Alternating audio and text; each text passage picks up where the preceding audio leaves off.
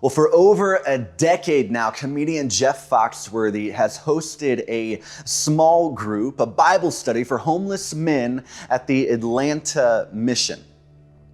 He was asked to do so by the director of the mission. And he said when he first started this Bible study, he had to bribe people to come. He does it early in the morning. So he would stop by Chick-fil-A on his way to the mission, pick up chicken biscuits, and then head to the mission and tell people, listen, if you show up to this Bible study, I will give you breakfast. Slowly, the study began to grow. This discipleship group began to grow.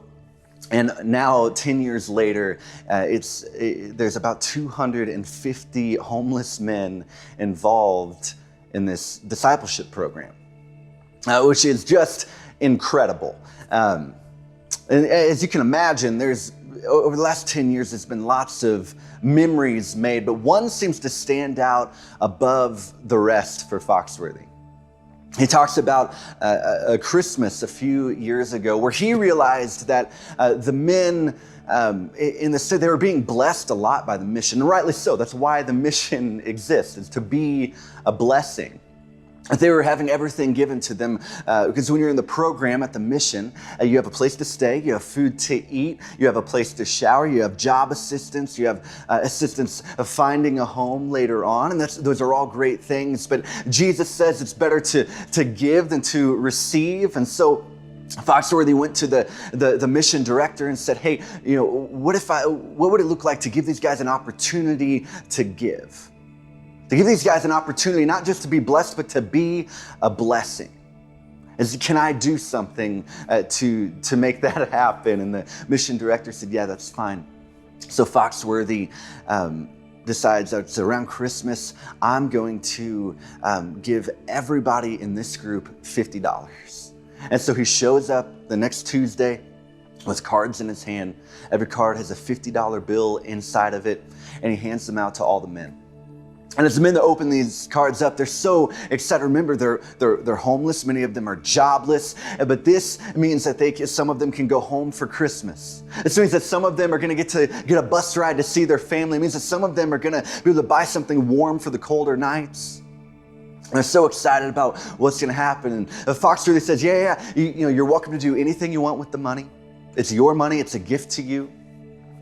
But I also want to give you an opportunity to be a blessing. And so he sticks a bucket out in the middle of the floor and says, listen, there's a school about 3 blocks from here that was burned down recently. It was an elementary school. And so there's a lot of people in need in our area right now. There's kids who got their lunches from the school that, they're going to need something to eat. And there's, they're going to need school supplies and backpacks. And there's teachers that are going to need supplies for their classrooms when they're able to rebuild the school. There's a lot of people that are hurting and in need, and I think we as a ministry can bless them. And so he told the guys that Foxworthy and the other group leaders would match them dollar for dollar, anything that they put in the bucket to bless these kids. And then they went on with their evening. But as they went on with the evening, Foxworthy said men kept getting up and dropping $50 bills in the bucket. Man after man, soon they were coming in groups to drop $50 bills in the bucket. And soon you couldn't even see the bucket because there's so many people around it just throwing money in. And Foxworthy was amazed. He was amazed. But they said something else shocking happened. They weren't just throwing $50 bills in. He realized that men were reaching in their pockets and they're pulling out $1 bills, $5 bills, $10 bills, everything that they collected over the last few days. They're throwing that in the bucket too. He was shocked. How amazing is this? That these guys who have nothing would give everything. Everything. But then he realized that they weren't quite giving everything. That there was men that were leaving the room and they were coming back with jars and bowls and bags full of change that they had collected over the last few days and weeks and months, and they were pouring that in the bucket as well. At that point, Foxworthy said, I couldn't handle it anymore. He had to leave the room. He said he sat down outside the door and just wept, amazed at the generosity, the kindness, the love of these men. He was shocked at what, not just what they were doing, but what God was doing through them. Have you ever witnessed something shocking, something so amazing that you didn't even know how to handle it? Maybe you just teared up like Foxworthy. Maybe you had to leave the room. Maybe you just stood there with your mouth open in awe of God. We're in this series right now at Bridges called The Jesus Way. And it's all about just that, the ways of Jesus that shocked people, that amazed people, the way that he served people, the way that he honored people, the way that he gave dignity to people, the way that he loved people, and the way that he invites his disciples, his followers, you and me, to do the same. If you have a Bible, go ahead and open it to John chapter 13. And we're going to look at this passage of scripture, this story that John included in his gospel, where Jesus does something shocking, something amazing. But we don't typically read it that way when we read the story, because it just doesn't seem that shocking. But that's because we don't understand the cultural context. So I'll try to explain some of that to you. Starting in verse 1. It was just before the Passover festival. Jesus knew that the hour had come for him to leave this world and go to the Father. Having loved his own who were in the world, he loved them to the end. That's important. This is just before Jesus is arrested and tried and eventually crucified. He's spending his last moments with his disciples, with his friends. Verse 2, the evening meal was in progress, and the devil had already prompted Judas, the son of Simon Iscariot, to betray Jesus. Jesus knew that the Father had put all things under his power, and that he had come from God and was returning to God. So he got up from the meal, took off his outer clothing, wrapped a towel around his waist, and poured water into a basin. Then he began washing his disciples' feet, drying them with the towel wrapped around him. He came to Simon Peter, who said to him, Lord, are you going to wash my feet? Jesus replied, you do not realize now what I'm doing, but later you will understand. No, Peter protested, you shall never wash my feet. Jesus answered, unless I wash you, you will have no part of me. Then Lord Simon Peter replied, I think almost sarcastically, not just my feet, but my hands and head as well. Jesus answered, those who have had a bath need only to wash their feet. Their whole body is clean, and you are clean, though not every one of you. For he knew who was going to betray him. When he had finished washing their feet, he put on his clothes and returned to his place. Do you not understand what I have done for you? He asked them. You call me teacher and Lord, and rightly so, for that is what I am. Now that I, your Lord and teacher, have washed your feet, you also should wash one another's. I set you an example that you should do as I have done for you. Very truly, I tell you, no servant is greater than his master, nor a messenger greater than the one who sent him. Now that you know these things, you will be blessed if you do them. You will be blessed if you do them. Like I said, we don't typically read this story as shocking. We don't see this as that amazing. We see this as a kind gesture, something nice that Jesus did. Maybe a little weird that he's washing his friend's feet, but certainly not an amazing thing. But like I said, we don't understand the cultural context. But really, there's three shocking events that take place in this. And we'll get to the cultural stuff in a minute and why Peter argued with Jesus and how he couldn't take it. But the first thing I want us to look at is in verse 3. Jesus was filled with all power.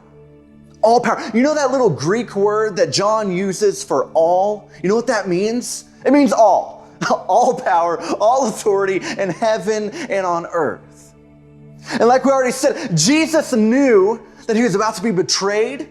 He knew he was about to be arrested. put on trial, found innocent, but still sentenced to the cross. He knew he was about to be brutally murdered. And he was filled with all power. He could have stopped it. He could have stopped Judas. He could have looked him in the eye and said, I know what you're about to do, don't do it. He could have stopped guards from coming. He could have called on angels to protect him. He could have used his power for his own benefit, but he didn't. He used it for the benefit of someone else. That should shock us. That should amaze us. He used his power for someone else's benefit. He's filled with all power and authority. Immediately,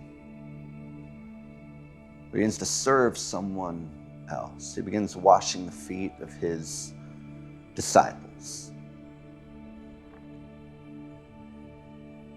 When he gets to Peter, Peter pushes back because Peter's shocked by this.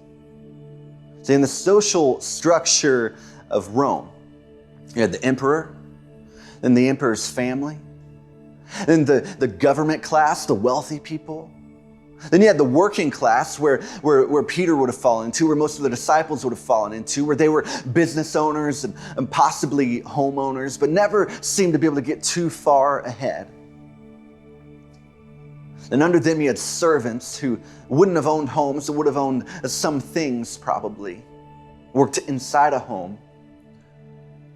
And then you had slaves who owned nothing, who were property themselves, whose only value in their culture was what they could do for someone else. Jesus was putting himself on that level, the level of a slave. And Peter couldn't handle it. Peter could not deal with Jesus doing that. It's too much this time. See, Peter had witnessed Jesus do some incredible things and a lot of things that he wasn't supposed to do. Jesus kept getting in trouble with the religious leaders of the time because he would do things like work on the Sabbath. And he would hang out with sick people. And you don't hang out with sick people. They're not clean. They're not holy. And he would do things like have dinner with tax collectors and thieves and sinners. And you don't do that because they're thieves. They're sinners. They're not holy. They're not clean. And Peter's going, we've given you a pass this far, Jesus. We've given you a pass this far because, sick people, they seem to get better after you hang out with them. So we can allow that. And thieves and sinners and tax collectors, they seem to be better people after you hang out with them. And so we can get past that. But Jesus, I can't see it this time. I don't know how we're going to get past you lowering yourself that low.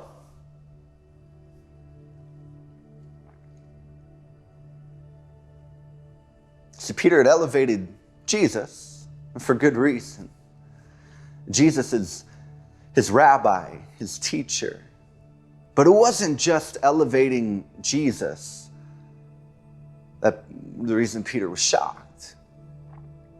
He was shocked because he knew that if Jesus was going to lower himself that much, humble himself that much, then Peter knew that he was going to have to do that himself as well. So I don't know if you know anything about the relationship between a rabbi and a disciple. But the disciples' role in life, their job was to become exactly like the rabbi. The disciple wanted to do what the rabbi did in the way that the rabbi did it. There's this phrase it's walking in the dust of your rabbi. What that means is that a disciple would walk so closely behind his rabbi that the dust that he kicked up would land on the disciple. Because he just wanted to be covered with everything that the rabbi was doing. And listen, it makes sense that Peter would follow Jesus. Jesus was doing amazing things for the last 3 years. He was healing people. He was opening blind eyes and deaf ears. He was teaching with power and authority. He was feeding the 5,000 with two loaves and a couple of fish. He was calling into graves and dead people were coming back to life.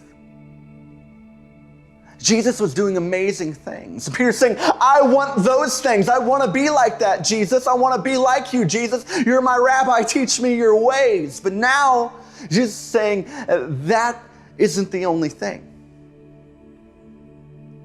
It's not just the big moments that God uses. In fact, some of those moments are going to be far between. Often it's the small moments that God is using, Peter. And you need to learn to serve someone in a way that you don't want to. And who would want to wash feet? That's a dirty, nasty job. The feet that Jesus was washing that day were feet that never saw a sock or a closed-toe shoe. Many of them never saw a sandal, never saw a shoe at all. They had stepped in dirt and mud and sewage. They were cut and scraped and calloused. They had overgrown toenails. They smelled. That wasn't a job for a rabbi. That wasn't a job for a Messiah. It's a job for a slave.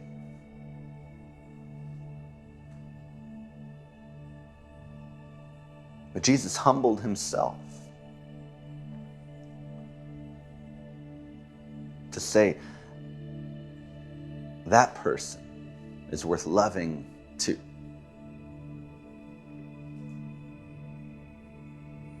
Peter finally relents and lets Jesus wash his feet. So he does, and then Jesus moves on, washes the feet of John, Matthew, Judas.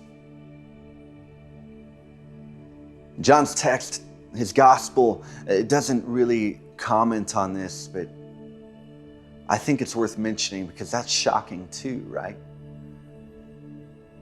We've already said that Jesus knew that Judas was about to betray him. He knew that Judas was responsible for his arrest and ultimately for him being beaten, brutally murdered. He knew that was coming. And he washed his feet anyway. Can you imagine that moment? What was going through the mind of Jesus? What was going through the mind of Judas? Knowing just moments later, everything would change. I think it's these moments that the disciples looked back on when Jesus gave one of his final instructions to them before going to the cross. Just love one another the way that I have loved you. I know we talked about before the golden rule, right? Treat others the way you want to be treated, he would tell the disciples, but no. We're beyond that.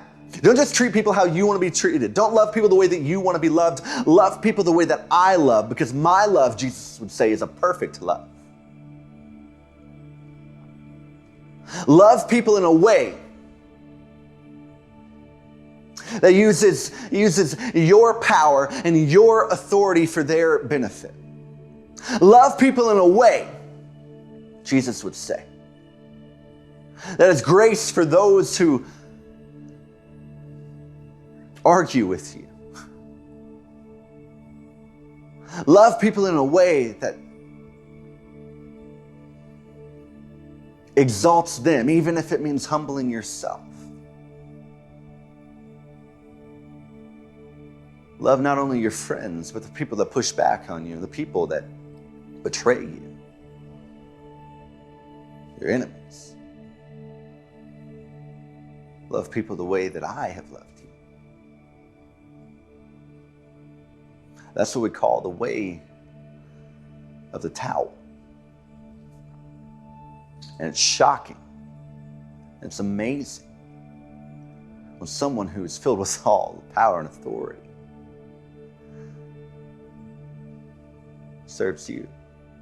And when we learn to use whatever little power and authority we have to serve someone else, That's what Jesus is inviting us into.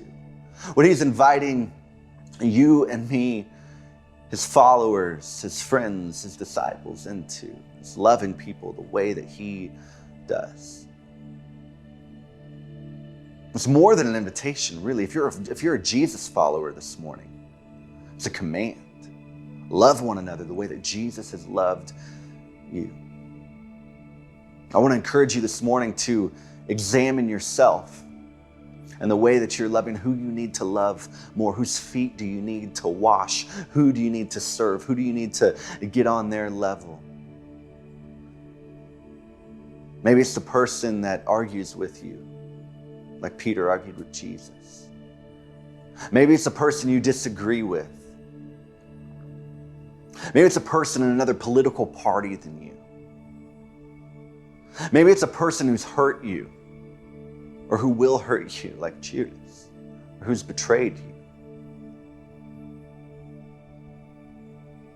Because what Jesus says with his actions, with the way of the towel, is that those things don't matter nearly as much as how you love. After all, we will be known as his disciples by the way that we love. Let's pray. Heavenly Father, thank you for loving us even though we don't deserve it. Thank you for humbling yourself and exalting your people. Thank you for shocking, amazing moments of love that we don't deserve. Thank you for loving the people that argue with you and push back on you, God. And thank you for loving the people who have betrayed you, who have wronged you, God.